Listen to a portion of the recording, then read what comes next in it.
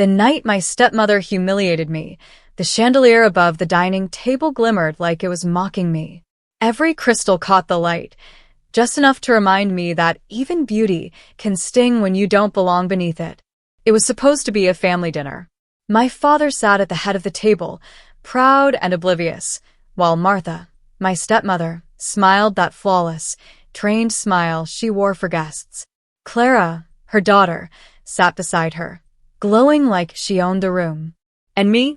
I was there, quiet, invisible, pretending the cracks in my heart didn't echo louder than the clinking of glasses. When Martha raised her glass, her words cut sharper than any knife. "Let's toast," she said sweetly, "to Clara, the daughter every mother dreams of. Beauty, grace, and success."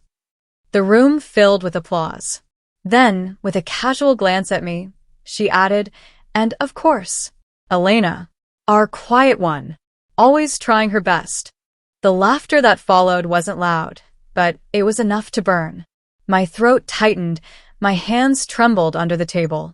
I smiled because that's what I was taught to do. In this house, silence was survival. But inside, something cracked that night. I remember looking at Clara's smirk, the way she leaned closer to whisper, "Don't take it personally, sister. You're just not her type." The way she said sister felt like poison dressed in silk. I wanted to scream, to run, to disappear. But instead I swallowed every word. Because I knew one day they would hear me without me having to raise my voice. As the evening went on, my father praised Martha for holding the family together. I watched her beam, soaking in the praise for a house she built on division. And as I sat there, invisible under the glow of that chandelier, I made a promise to myself. I would take back every ounce of respect they stole from me. So, when Martha laughed that night, I laughed too, but not because I found it funny. I laughed because I finally understood something. That night wasn't the end of my silence. It was the beginning of their downfall. People used to say we were the perfect family. From the outside, I suppose we were. The Parkers, a respectable, picture-perfect family from the quiet suburbs. My father, Richard Parker, was the kind of man who spoke less, but carried authority in every word. My stepmother, Martha, had that polished grace everyone admired, the type of woman who knew exactly what to say to make people adore her. And then there was Clara, her daughter, charming, magnetic, with the kind of beauty that made people forgive her arrogance. I was the quiet one, the late wife's daughter, a ghost of a woman Martha pretended to honor but secretly resented. After my mother passed away when I was 12, the house turned cold. My father remarried within a year, saying, "Elena, you need a mother. We all need peace again." I wanted to believe him. I wanted to believe Martha's soft smile and her promises of family. But peace, I would learn, came with conditions. Martha brought her own version of order, one that revolved around appearances and favoritism. Clara was instantly the jewel of the household. Every compliment, every gesture, revolved around her. I tried to blend in, to please everyone. I'd cook with Martha, help with errands, keep my grades perfect. Yet no matter what I did, it was never enough. One evening, I remember bringing home a small award from college, a community leadership certificate. My father was reading the paper, and Martha was polishing the silverware for one of her dinner parties. "Dad," I said softly, holding the frame. "They asked me to speak next month at the youth event." He looked up briefly, smiled faintly, then turned to Martha. "That's nice, dear," she said without glancing. "But Clara got invited to model at the new store opening downtown. Isn't that wonderful?" Her words sank like stones. And just like that, my small moment disappeared beneath Clara's spotlight. Clara basked in it. She knew how to play her role perfectly, affectionate when people watched, cruel when they didn't. "Don't be jealous, Elena," she'd whisper sweetly. "Some of us just shine brighter." I'd smile back, pretending her words didn't sting, but every time she said them, something deeper in me faded. Grandma Louise, my father's mother, was the only one who saw through the act. She'd pull me aside after dinners and whisper, "Child, don't let their arrogance steal your light. Respect yourself quietly. One day, silence will speak louder than their noise. Her words stayed with me. I tried to focus on my work, on kindness, on earning love through patience. But in this house, patience was mistaken for weakness. Family gatherings were the worst. Martha would glide through the guests, praising Clara's charm, her beauty, her graceful spirit. When relatives asked about me, Martha would smile politely. "Elena's always helpful," she'd say, as if kindness were a consolation prize. Sometimes people pitied me. Other times, they simply forgot I was there. I remember one summer afternoon, the air heavy with heat and expectation. Martha was preparing for the annual family barbecue. She had everyone assigned a task. Clara arranged the decorations, Richard handled the guests, and I was told to make sure the drinks stayed cold. Just that. "Don't overthink it, Elena," Martha said sharply when I hesitated. "You're good with simple things." Simple things. Those two words clung to me like a curse. Later that day, as guests gathered and laughter filled the yard, I caught my reflection in the kitchen window. I looked calm, composed, polite, everything a daughter should be. But behind the smile, I saw something I hadn't noticed before: exhaustion. A quiet, aching kind of exhaustion that comes from trying too hard to belong where you're barely tolerated. When the barbecue ended, Martha pulled Clara in for a family photo. "Smile, darling," she said to her, then turned to me, adding without looking, "Elena, move a bit to the side. You're blocking the light." Everyone laughed lightly. I did too. But inside, I felt something shift. That night, after everyone went to bed, I walked through the quiet halls, the scent of perfume and wine lingering in the air. I paused outside Martha's study. Her door was slightly open. I heard her voice. "She's too much like her mother," she whispered to someone on the phone. "Always watching, always waiting. I'll keep her in her place." My heart stopped. That was the night I realized it wasn't just neglect. It was strategy. Martha didn't just dislike me. She wanted me small, controlled, forgotten. And from that moment on, I stopped trying to be loved. I started learning how to listen and how to wait. Everything began to shift the year my father started talking about inheritance. He had built his small construction firm from the ground up, and people respected him for it. For as long as I could remember, he used to say, "Whatever I've built is for both my girls." Back then, I believed him. I believed that fairness was part of his nature, until Martha rewrote that definition. It started quietly, the way poison seeps in without taste. One morning, I came downstairs to find Clara and Martha whispering over coffee. They went silent when I entered. My father was signing papers at the table. When I asked what they were, Martha smiled. "Oh, just some financial adjustments," she said lightly. "Nothing for you to worry about." But her eyes, they dared me to ask more. I didn't. Not then. Days later, I overheard Aunt Carol gossiping at a family brunch. "Clara's name is on the new property papers, can you believe it? Such a smart move by Richard. That girl will go far." My spoon froze midway to my mouth. My name wasn't mentioned. Not once. That's when I noticed how Clara's tone with me began to change. She started treating me like an outsider. She'd leave her clothes on my bed and say, "Be a darling and take this to the laundry, will you?" in that sugary tone. If I objected, she'd smile innocently. "Oh, relax, Elena. You're so sensitive. It's called sharing the workload." Martha watched every exchange like a director watching her play unfold. At dinners, my father often praised Clara's dedication to the family business, even though she had only recently joined as a marketing intern. When I mentioned I'd been managing supplier contracts for over a year, he brushed it off. "You're more of a helper, dear," he said absently. "Clara has the spark for leadership." Helper. That word stung more than any insult. But what hurt most wasn't what he said. It was the way Martha smirked at the word, like she'd just won another small battle. Weeks passed. Every decision in the house began to orbit around Clara.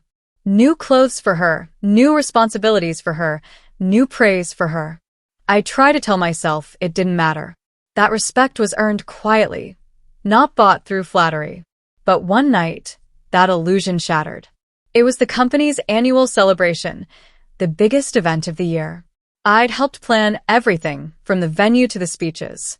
But when I arrived, Martha met me at the door. "Darling, you can sit with a guest tonight," she said smoothly. "Clara will join your father on stage." We thought it would look balanced. Balanced, I repeated, stunned. "I handled the entire event." "Yes," she said, eyes glinting, "and that's what makes you so reliable behind the scenes. We need people like you, steady, invisible." Her words hit harder than I expected. During the event, as my father and Clara stood under the lights, smiling for the cameras, I stood in the shadows at the back of the hall. People congratulated them, called them the perfect duo. No one even looked in my direction.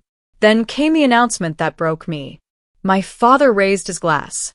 "Tonight, I want to officially announce that Clara will be taking over our new branch office next year. She has my full trust and my full support." Applause thundered through the hall. I couldn't breathe.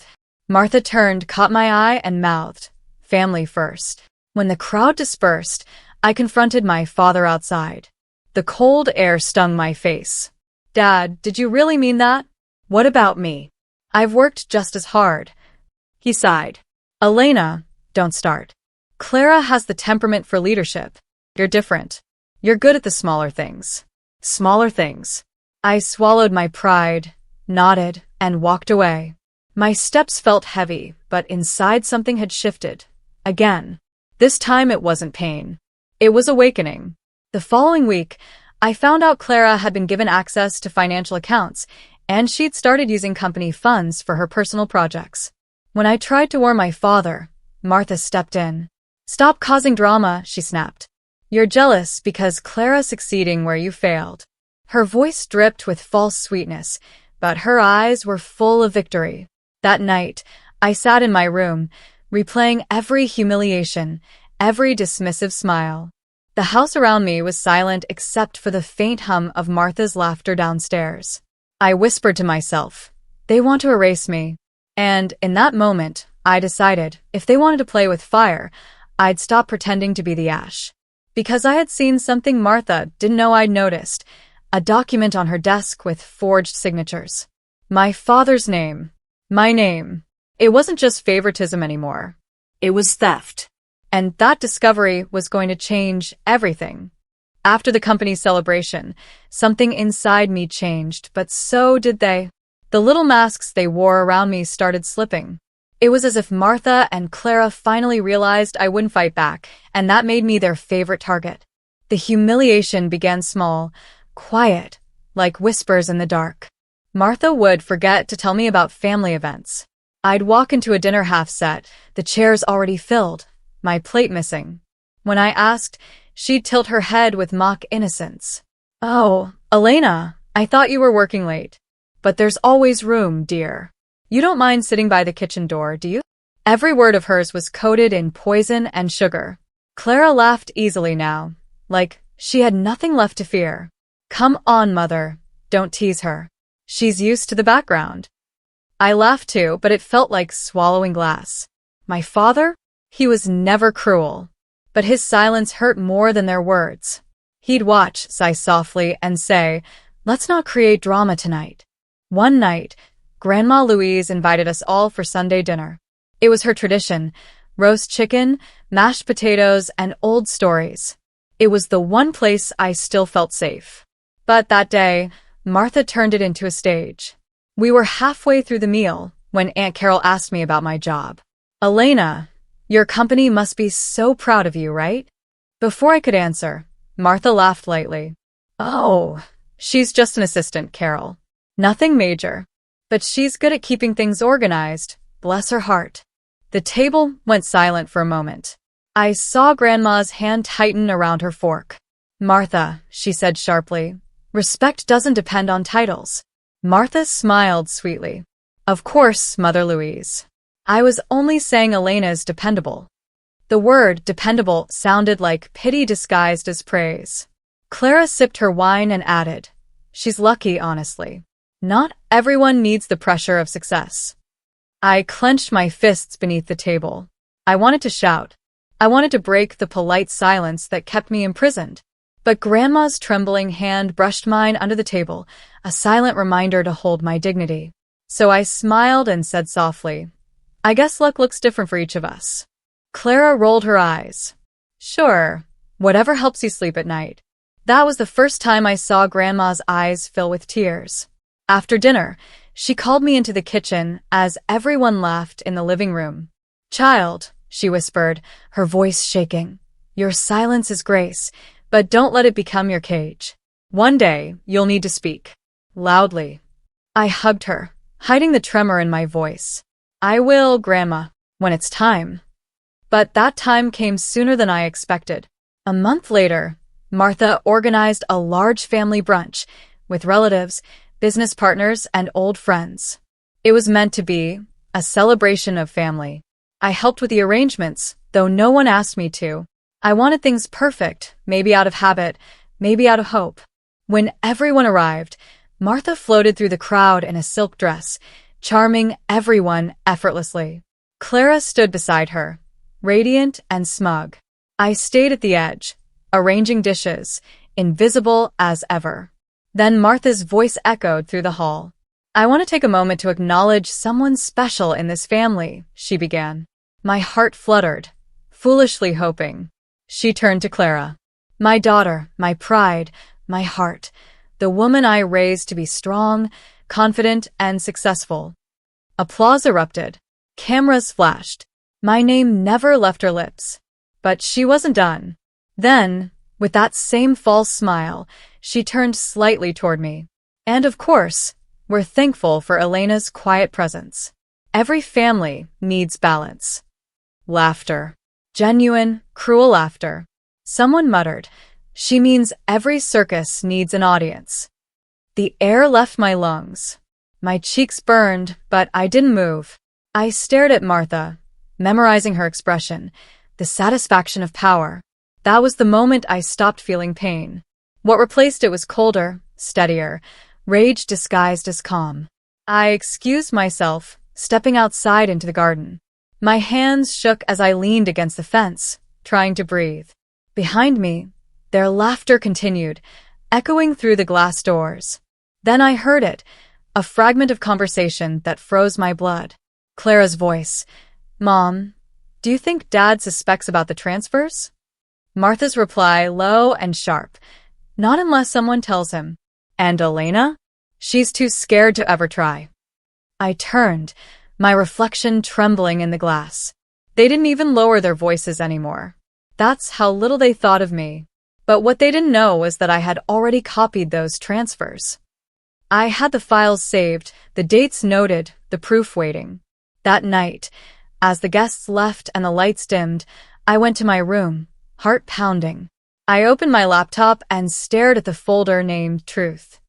For months, I had endured humiliation, pity, and silence. But from that night on, I wasn't going to endure anything. Because when respect dies quietly, revenge wakes loudly. And mine was just beginning to open its eyes. It happened on a Sunday. Bright skies, birds chirping, the kind of morning that fools you into thinking life is peaceful. I remember that morning so clearly because by evening, everything I believed in was gone. Martha called it a family announcement. She said my father wanted everyone together, that it was something important. I tried to ignore the unease twisting in my stomach. For weeks, the house had been thick with whispers, papers signed behind closed doors, hushed arguments that stopped when I walked in. When I stepped into the living room that day, everyone was already seated. My father, in his crisp gray suit, looked uneasy but determined.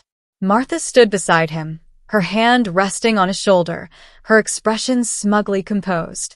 Clara, of course, was glowing, dressed in pale pink, pretending innocence while her eyes sparkled with triumph.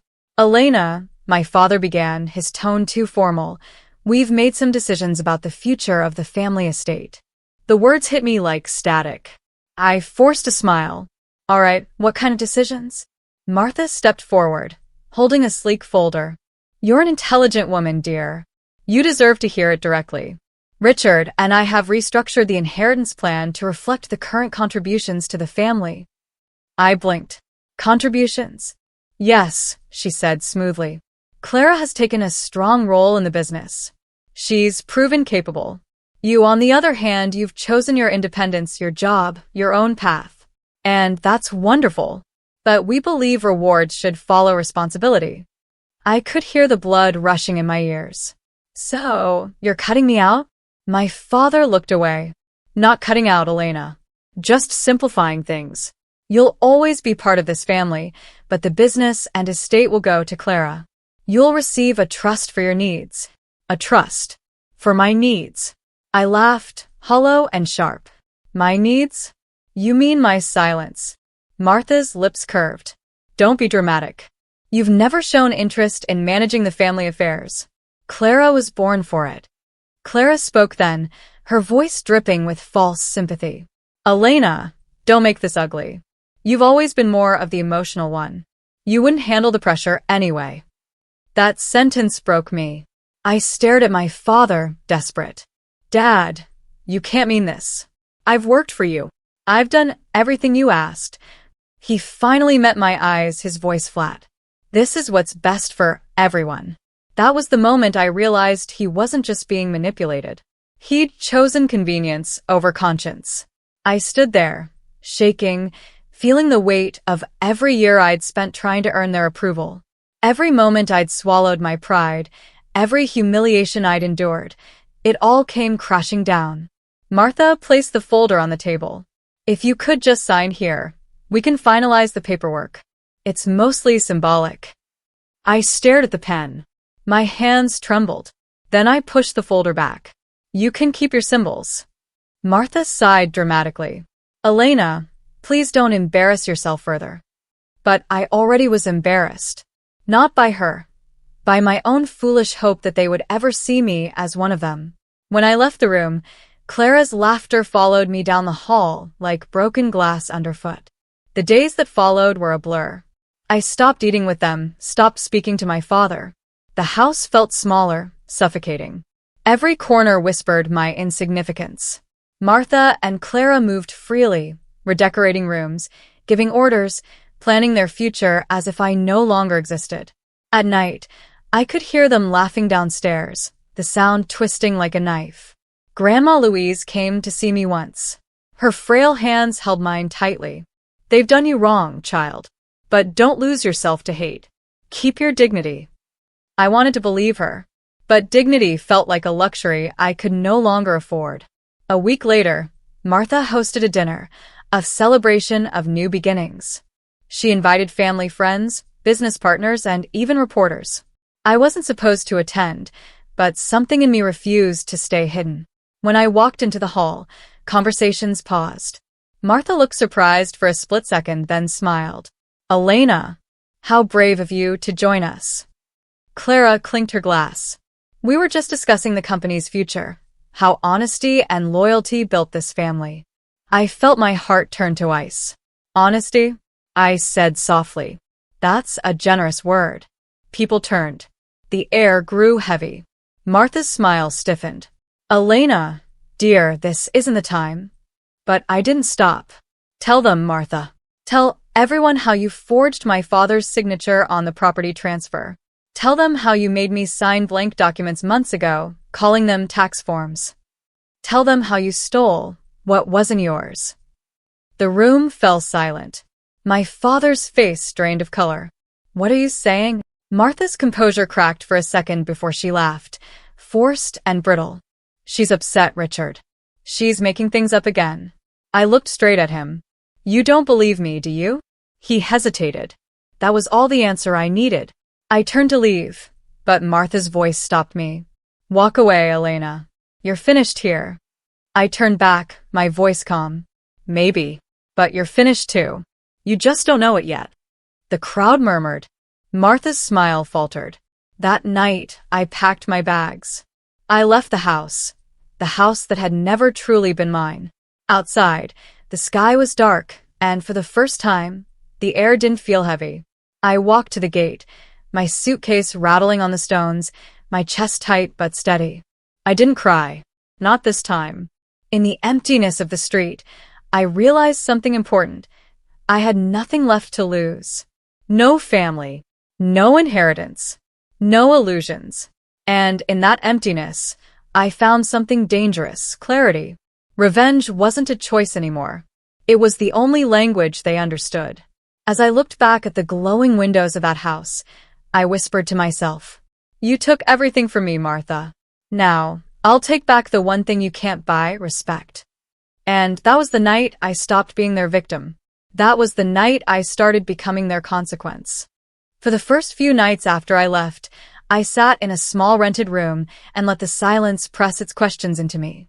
It would have been easier to dissolve into pity, to play the part they'd written for me, the wronged, sentimental daughter who forgives.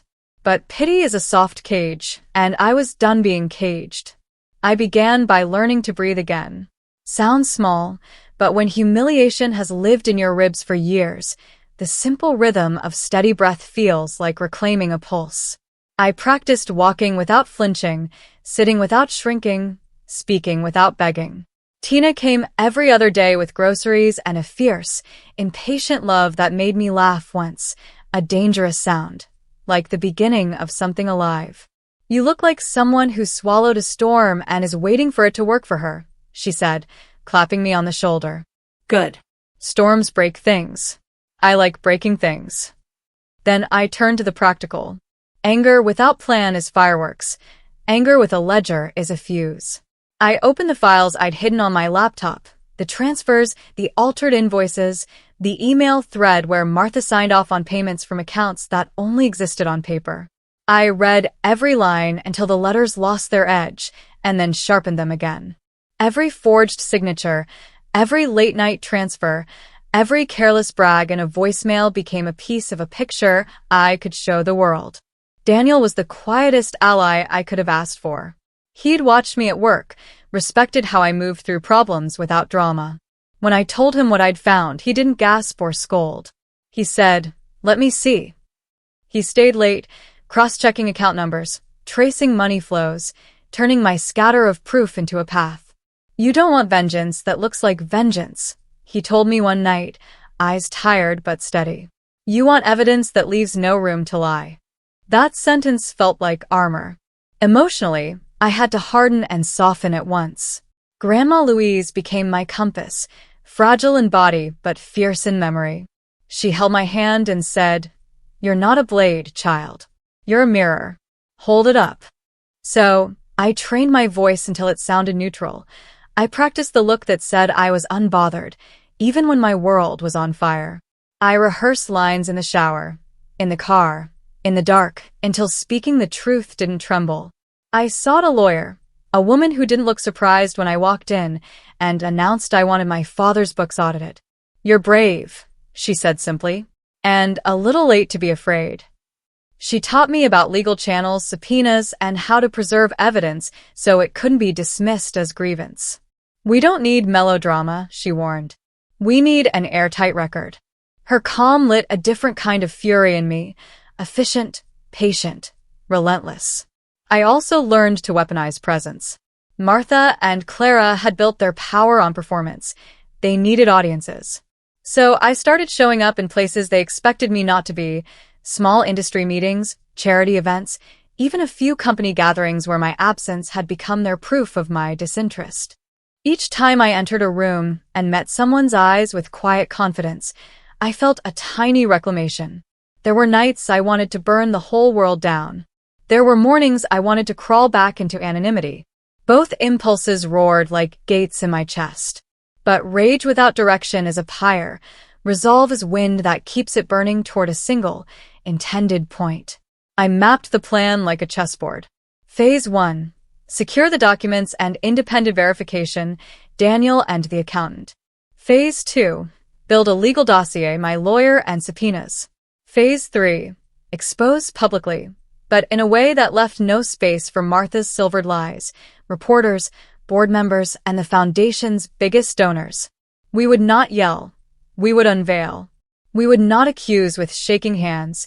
We would present facts that fit together like rails, forcing the train to run where it must. There were risks. My father could refuse to look. He could choose Martha's version. The family could splinter in ways that left me isolated. I thought about that every night and decided isolation was a cost I could pay. I had lost the luxury of being sentimental. Tina called it beautiful cruelty when I told her we'd time the reveal for the Parker Foundation Gala, a place where their image was everything and their audience would be inevitable. Daniel frowned. If anything goes sideways there, it could all collapse. I nodded. That's why we'll make it indestructible. I train myself to keep my face like a calm sea and my hands steady. I practiced the moment of revealing until it felt mechanical and true. I recorded Martha's offhand confessions when she thought no one listened. I saved bank records in triplicate. I built testimonies out of whispers and made them into statements. Sometimes, late at night, I would touch the place on my chest that still felt hollow and whisper, "This is for the little girl who waited for a mother to notice her." The words settled me. They turned my grief into purpose. When I packed my formal dress for the gala, it felt less like preparing for war and more like setting a trap with velvet. I didn't want spectacle. I wanted certainty. I wanted truth to fall into the room with the force of a verdict. Outside, the city moved like nothing had changed. Inside me, everything had shifted. I had rebuilt the shape of my life from the shards they'd thrown away. I had turned every humiliation into a ledger line, every slight into a stepping stone. Now, I only had to decide when to let the storm loose. Will I? The question tasted like metal at the back of my tongue. Tomorrow night, under polished lights and polite smiles, we would find out whether truth could cut deeper than their lies. The night of the Parker Foundation Gala shimmered like deceit dressed in gold. Every chandelier dripped light onto polished marble, and every guest wore smiles sharper than secrets. I stood at the edge of the ballroom, watching Martha glide across the crowd like she owned the air itself. Clara followed her, radiant, rehearsed, adored. I had rehearsed too. Not charm, not laughter, but truth. The plan was perfect. Daniel was in charge of the presentation visuals. The lawyer had prepared every verified document, each time-stamped transfer, every recorded phone call. The truth was no longer mine alone. It was a storm waiting for the right thunder. Martha spotted me across the room and froze for half a second before her face rearranged into politeness. "Elena," she said sweetly, "what a surprise. You decided to come after all." I smiled. I wouldn't miss family night. Not after all you've done for me. Something flickered behind her eyes. She sensed the shift. She just didn't know how deep it ran. The event began with applause. My father took the stage to announce another milestone year. His voice was steady but tired. When he introduced Martha and Clara as pillars of honesty and compassion, a quiet laugh nearly escaped me. Honesty. How easily that word turned to dust in their mouths. Then it was time for the charity presentation. Martha stepped to the microphone, radiating virtue. "Tonight," she began, "we celebrate generosity, transparency, and family legacy." Perfect cue. Daniel met my eyes from the tech booth and pressed a single key. The ballroom screen flickered. Once, twice, then shifted from Martha's slideshow to something else entirely. Her voice. "Transfer the funds under Clara's name." The recording played. "Richard doesn't need to know. It's better if he doesn't." A ripple of gasps filled the room. Another clip followed. Martha again, her tone colder. "Elena's too naive to understand these things. Keep her out of the paperwork." The lights dimmed slightly, as if the room itself wanted to hide. I watched the color drain from her face, her mouth opening soundlessly. "Martha?" my father said, confusion slicing through his pride. Before she could respond, Daniel advanced the slides again, screenshots of emails, bank statements, the proof of every forged transaction. The Parker logo shone in the corner of each page like a signature of irony. Clara stood frozen, her eyes darting toward her mother. "Mom, what is this?" "It's lies," Martha snapped, her voice trembling. "Elena is trying to destroy us." I stepped forward, the microphone cold in my hand. "Destroy you?" My voice carried across the stunned crowd. "No, Martha. You already did that yourself. All eyes turned to me. My heart pounded, but my voice didn't shake. You took my mother's house, my father's trust, my place in this family. And when you thought I had nothing left, you stole the rest, thinking silence was my weakness. You were wrong. Enough, my father roared. But even his voice faltered as he looked at the evidence glowing behind me. I took a slow breath. You told me I wasn't strong enough for responsibility. You told me I wasn't worth respect. But tonight, I'm not asking for either. I am reclaiming the truth.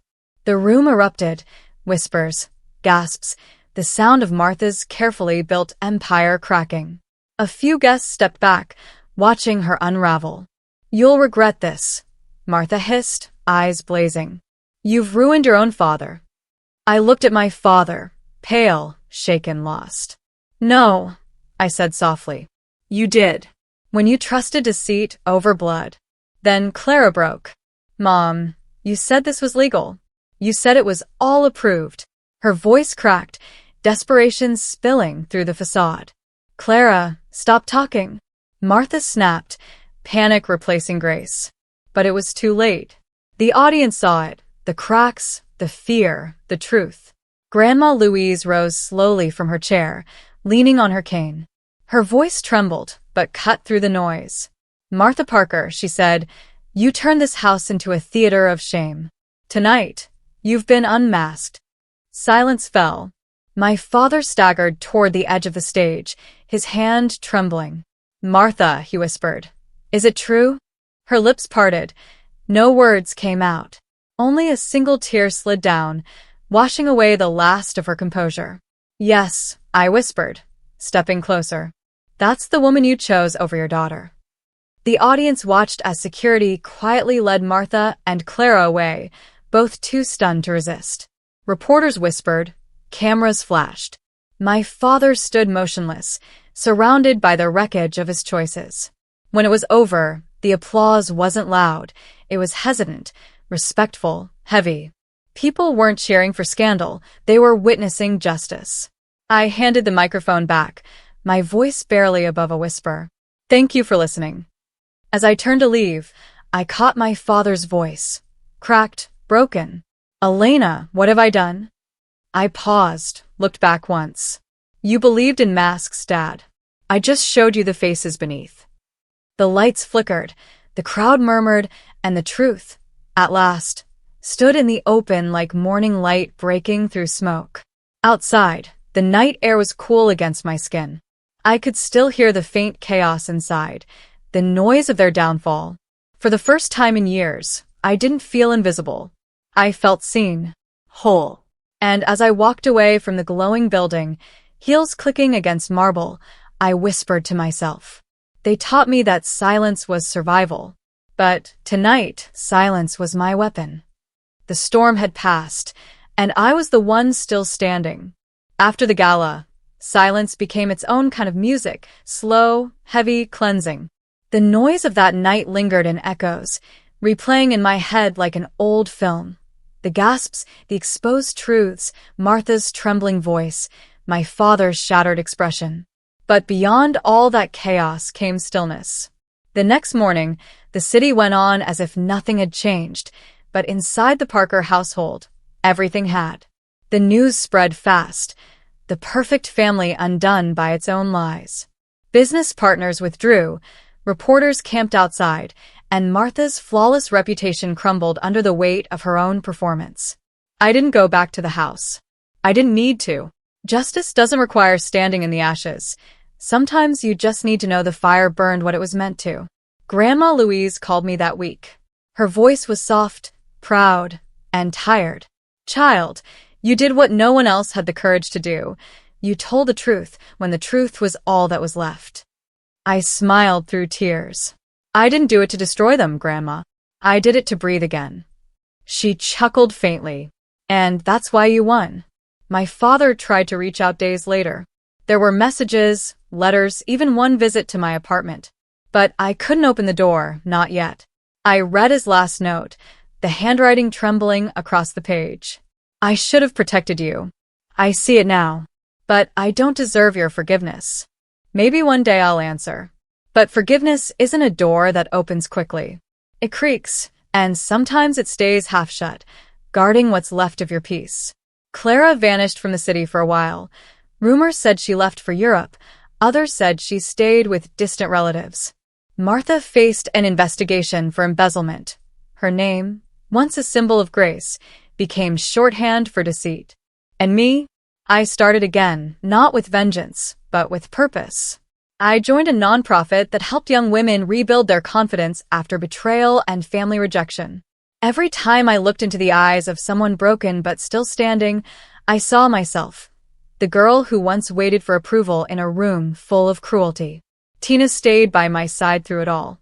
One evening, as we walked by the river, she said, "You didn't just expose them, Elena. You freed yourself."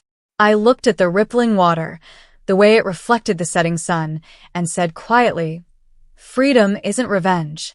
It's respect, the kind you give yourself when no one else will." For the first time, I believed those words. The pain didn't disappear overnight. Some mornings, it still whispered, the memory of Martha's voice, the sting of being forgotten. But healing isn't about forgetting, it's about remembering differently. Each scar became proof of survival, not shame. Months later, Grandma passed away peacefully. At her small funeral, my father stood a few steps away, aged beyond recognition. Our eyes met once. He nodded, a silent apology I chose to accept, not for him, but for me. I whispered a quiet goodbye to the only person who had ever seen my worth before I did. When I left the cemetery, the wind carried her last words back to me. "Keep your dignity, child. It's the only inheritance that lasts." I smiled through the tears, because now I understood. Back home, I opened my old journal, the one I used to write in when I still lived under Martha's roof. Between pages of anger and heartbreak, I found the last entry from that night I was disinherited. It read, "One day, I'll be strong enough to speak." I closed the book and whispered, "You did." That night, I stood by my window and looked out at the city lights. They didn't dazzle me anymore. They reminded me of how easy it is to mistake brightness for warmth. I learned that true light doesn't blind or demand attention. It simply glows, steady, quiet, unbreakable. In the end, I didn't ruin my family. I revealed it. And sometimes, truth doesn't destroy. It rebuilds from the ground up, cleaner and stronger. The world may forget my story, but I'll never forget the moment I chose myself over their approval. Because dignity, once reclaimed, doesn't need witnesses. Respect, I whispered to the night, isn't something others can give you. It's what you decide never to lose again.